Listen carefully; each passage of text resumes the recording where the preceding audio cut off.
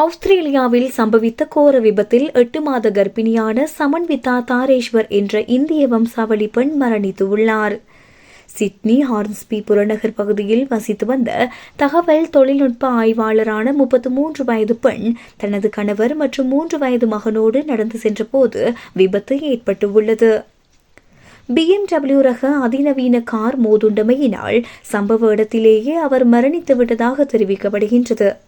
கடந்த வெள்ளிக்கிழமை இரவு ஹார்ன்ஸ்பி நகரில் உள்ள வாகன தரிப்பிடம் ஒன்றுக்கு வெளியே குறித்த பெண்ணும் அவரது குடும்பத்தினரும் பாதையை கடக்க முயன்றபோது அவர்களுக்கு வழிவிடுவதற்காக அந்த வழியாக வந்த கியாரக கார் வேகத்தை குறைத்துள்ளது.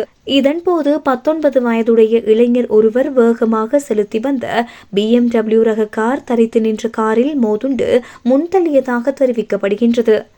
இதனையடுத்து கியாரக கார் முன்னோக்கி சென்று வீதியை கடக்க முற்பட்ட கர்ப்பிணி பெண்ணை மோதியுள்ளதாக போலீசார் தெரிவித்துள்ளனர்.